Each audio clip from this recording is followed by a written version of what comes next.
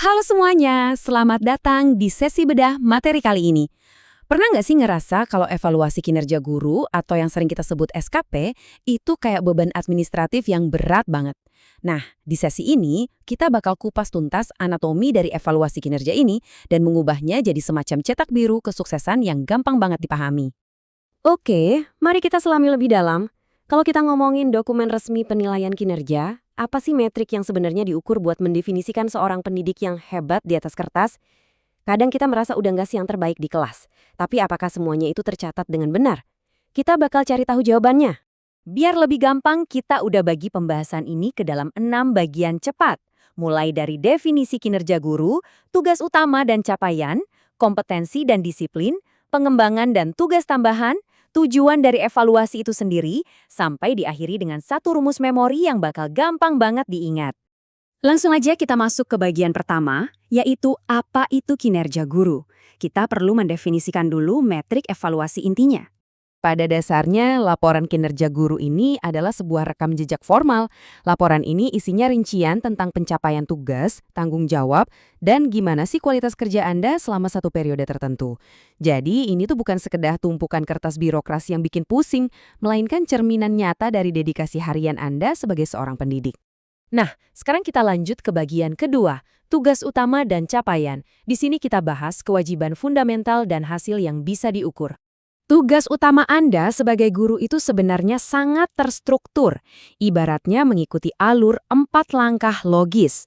Pertama, merencanakan pembelajaran, seperti menyusun RPP atau modul ajar. Kedua, melaksanakan proses belajarnya itu sendiri di kelas. Ketiga, membimbing dan melatih siswa secara aktif.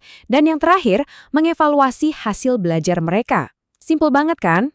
Tapi yang bikin ini menarik adalah cara pencapaian Anda itu diukur. Sistem ini pada dasarnya membandingkan secara langsung dua hal. Target kerja yang udah Anda tetapkan di awal tahun, berhadapan langsung dengan realisasi hasil aktual Anda di lapangan. Apakah targetnya tercapai? Disinilah efektivitas Anda benar-benar dibuktikan. Beranjak bagian ketiga, kita bakal ngomongin kompetensi dan disiplin. Ini bicara soal atribut personal dan profesional Anda.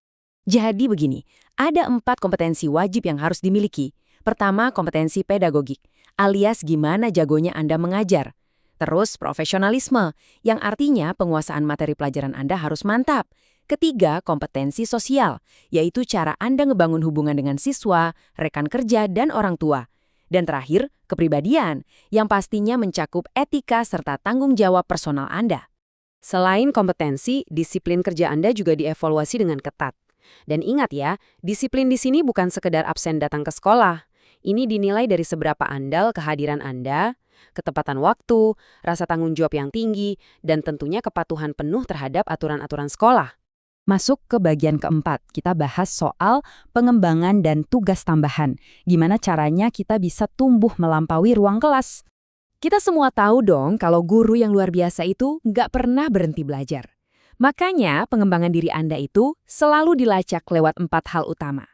Seberapa aktif Anda ikut pelatihan atau seminar, partisipasi di workshop, pencapaian sertifikasi, dan inisiatif Anda dalam menciptakan inovasi pembelajaran baru. Oh iya, Anda juga dinilai dari tugas-tugas tambahan di luar mengajar kan?